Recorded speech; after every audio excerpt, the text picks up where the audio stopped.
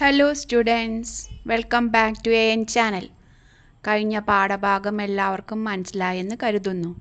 ഡൗട്ടുകൾ എന്തെങ്കിലും ഉണ്ടെങ്കിൽ കമൻറ്റ് ചെയ്യൂ, മറക്കല്ലേ. ഇന്ന് നമുക്ക് ചാപ്റ്റർ 1 ദ ലിവിങ് വേൾഡിലെ വാട്ട് ഈസ് ലിവിങ് എന്ന സബ് ടോപ്പിക് പഠിക്കാം. അപ്പോൾ ക്ലാസ് ആരംഭിക്കാം. Chapter 1 the living world, sense of wonder about life. ഈ ഭാഗം ആരംഭിക്കുന്നത് how wonderful is the living world എന്ന അത്ഭുത ഭാവത്തോടെയാണ്. കീ ഐഡിയ: ലൈഫ് വളരെ ഡൈവേഴ്സ്, ബ്യൂട്ടിഫുൾ ആൻഡ് ഫാസിനേറ്റിംഗ് ആണ്.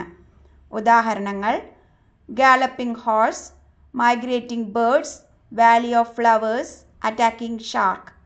ഇവ മനുഷ്യനിൽ ഏവ് ആൻഡ് ക്യൂരിയോസിറ്റി ഉണർത്തുന്നു. ആവാസ വ്യവസ്ഥകളിലെ വൈവിധ്യം, diversity of habitats. Living organisms വിവിധ തരത്തിലുള്ള ഹാബിറ്റാറ്റ്സിൽ ജീവിക്കുന്നു.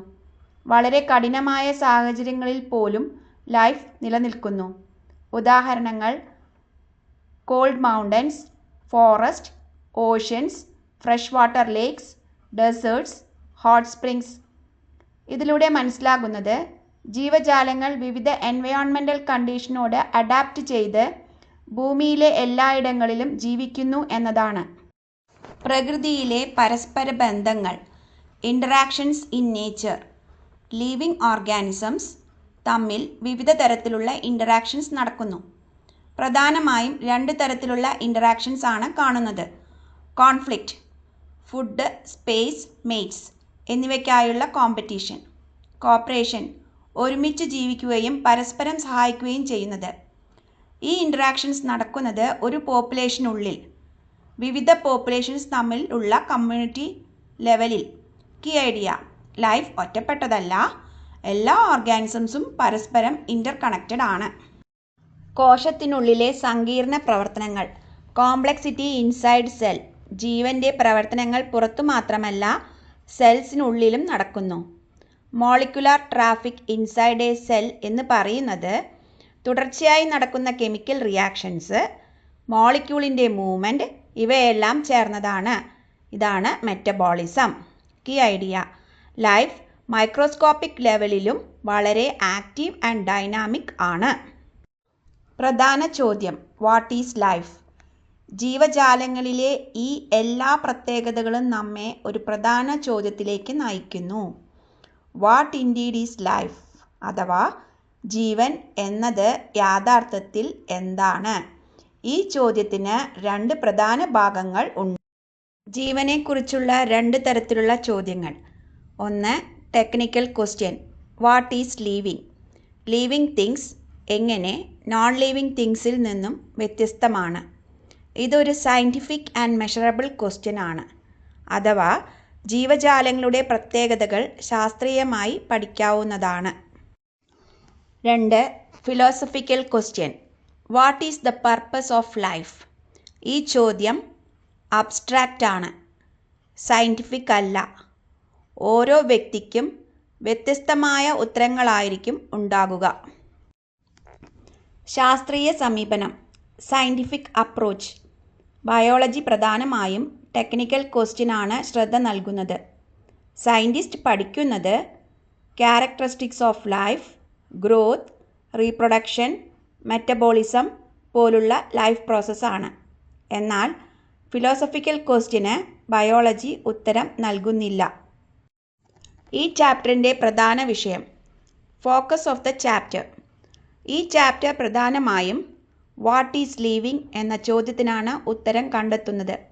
അതിന് പഠിക്കുന്നത് features of living organisms, living and non living things തമ്മിലുള്ള ഡിഫറൻസ് എന്നിവയാണ്. Final summary: the living world ഡൈവേഴ്സിറ്റിയും ബ്യൂട്ടിയും നിറഞ്ഞതാണ്. ലൈഫ് വിവിധ തരത്തിലുള്ള എൻവയോൺമെൻറ്റിൽ നിലനിൽക്കുന്നു. ഓർഗാനിസംസ് തമ്മിൽ ഇൻ്ററാക്ഷൻസും ഇൻ്റർ ഡിപ്പെൻഡൻസും കാണപ്പെടുന്നു. സെല്ലുലാർ ലെവലിൽ പോലും ലൈഫ് വളരെ കോംപ്ലക്സ് ആണ്. ഈ ചാപ്റ്ററിലെ പ്രധാന scientific question: what is living? Chapter 1.1 the living world. What is living? Characteristics of living organisms. Living ഓർഗാനിസംസിനെ തിരിച്ചറിയാൻ സഹായിക്കുന്ന 5 പ്രധാന ക്യാരക്ടറിസ്റ്റിക്സ് ഉണ്ട്. 1. ഗ്രോത്ത്. ഗ്രോത്ത് എന്നത് സൈസ്, മാസ് കൂടാതെ നമ്പർ ഓഫ് സെൽസ് എന്നിവയിൽ ഉണ്ടാകുന്ന വർധനവാണ്. ലിവിങ് ഓർഗാനിസംസിൽ ഗ്രോത്ത് നടക്കുന്നത് ഇൻറ്റേർണൽ പ്രോസസ്സ് മൂലമാണ്. പ്രധാനമായും സെൽ ഡിവിഷൻ, മൈറ്റോസിസ് വഴിയാണ് ഗ്രോത്ത് ഉണ്ടാകുന്നത്. In plants. പ്ലാന്റ്സ് അവരുടെ ജീവിതകാലം മുഴുവൻ ഗ്രോത്ത് കാണിക്കുന്നു. ഗ്രോത്ത് പ്രധാനമായും മെരിസ്റ്റമാറ്റിക് റീജൻസിൽ ആണ് നടക്കുന്നത്. ഉദാഹരണങ്ങൾ root tip, shoot tip. Example trees കാലക്രമേണ ഹൈറ്റും ഗ്രിത്തും വർദ്ധിപ്പിച്ചുകൊണ്ടിരിക്കുന്നു. In animals.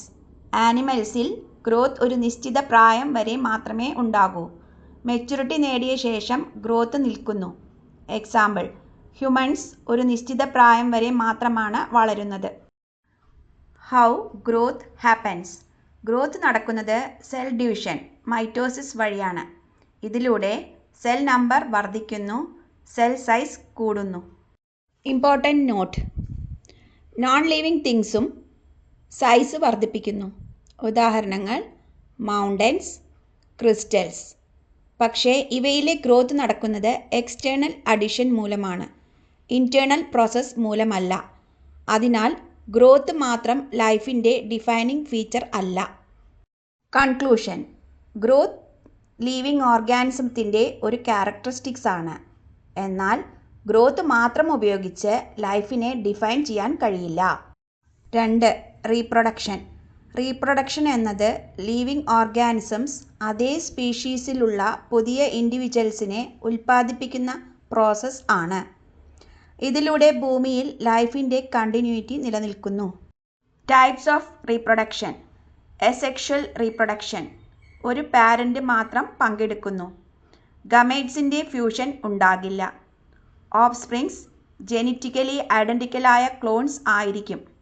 എക്സാമ്പിൾ ബാക്ടീരിയയിൽ ബൈനറി ഫിഷൻ, ഹൈഡ്രയിൽ ബഡ്ഡിംഗ്, പ്ലാന്റ്സിൽ വെജിറ്റേറ്റീവ് പ്രൊപ്പഗേഷൻ. ഉദാഹരണം potato. 2. Sexual reproduction. 2 parents, male and female പങ്കെടുക്കുന്നു. ഗമേറ്റ്സ്, സ്പേം ആൻഡ് എഗ് ഇവയുടെ ഫ്യൂഷൻ നടക്കുന്നു. ഓഫ്സ്പ്രിങ്സിൽ വേരിയേഷൻ കാണപ്പെടുന്നു. Example humans, most animals and flowering plants. Importance of reproduction. സ്പീഷീസിൻ്റെ കണ്ടിന്യൂറ്റി നിലനിർത്തുന്നു. ജനറ്റിക് ഇൻഫർമേഷൻ അടുത്ത തലമുറയിലേക്ക് കൈമാറുന്നു. പ്രത്യേകിച്ച് സെക്ഷൽ റീപ്രൊഡക്ഷനിൽ വേരിയേഷൻ ഉണ്ടാകുന്നു. ഇത് ഇവല്യൂഷന് പ്രധാനമാണ്. ഇമ്പോർട്ടൻ്റ് നോട്ട്: റീപ്രൊഡക്ഷൻ ലിവിങ് ഓർഗാനിസത്തിൻ്റെ ഒരു ക്യാരക്ടറിസ്റ്റിക്സ് ആണ്. എന്നാൽ എല്ലാ ലിവിങ് ഓർഗാനിസംസും റീപ്രൊഡക്ഷൻ നടത്തണമെന്നില്ല.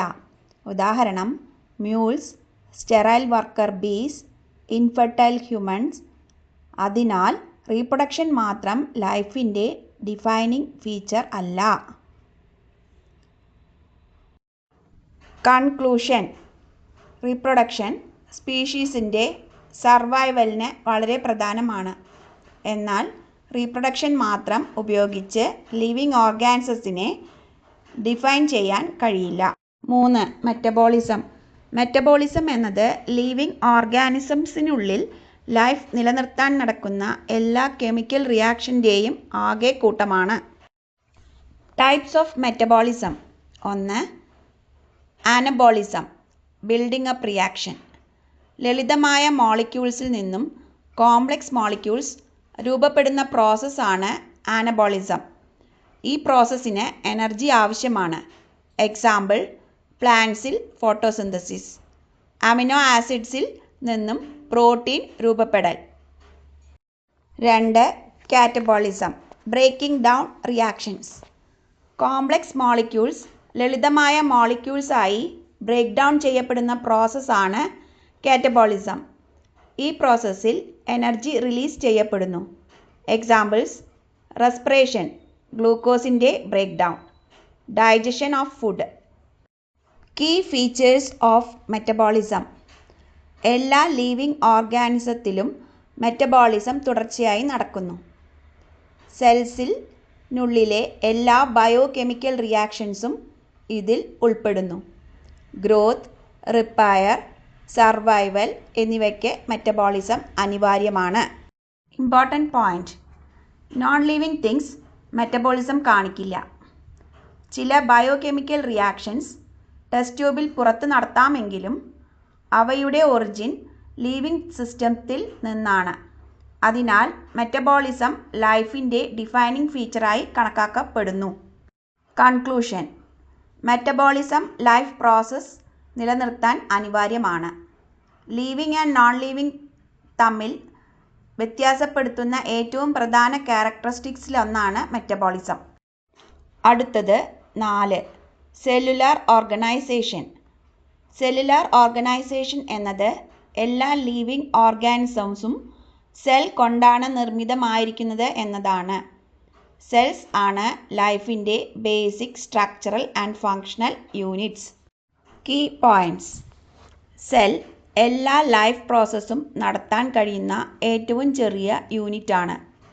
എല്ലാ ലിവിങ് ഓർഗാനിസംസും 1 or more സെൽസ് കൊണ്ട് നിർമ്മിതമായിരിക്കും. Types of organisms. 1. Unicellular organisms. ഒരു സിംഗിൾ സെൽ കൊണ്ടാണ് നിർമ്മിതമായിരിക്കുന്നത്. ആ ഒരേ ഒരു സെൽ തന്നെ ന്യൂട്രീഷൻ, റെസ്പിറേഷൻ, എക്സ്ക്രീഷൻ തുടങ്ങിയ എല്ലാ ലൈഫ് ഫങ്ഷൻസും നടത്തുന്നു. Examples amoeba, bacteria. 2. Multi cellular organisms. നിരവധി സെൽസ് കൊണ്ടാണ് നിർമ്മിതമായിരിക്കുന്നത്. വ്യത്യസ്ത സെൽസ് വിവിധ ഫങ്ഷൻസിനായി സ്പെഷ്യലൈസ്ഡ് ആയിരിക്കും. Level of organisation. ആദ്യം സെൽസ്, പിന്നെ tissues, organs, organ systems, organisms.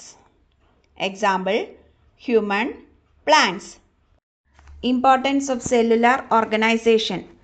ശരീരത്തിൻ്റെ എഫിഷ്യൻറ്റ് ഫങ്ഷനിങ്ങിന് സഹായിക്കുന്നു. സെൽസ് തമ്മിൽ ഡിവിഷൻ ഓഫ് ലേബർ സാധ്യമാക്കുന്നു. ലൈഫ് പ്രോസസ്സസ് കൂടുതൽ ഓർഗനൈസ്ഡും ഇഫക്റ്റീവും ആക്കുന്നു.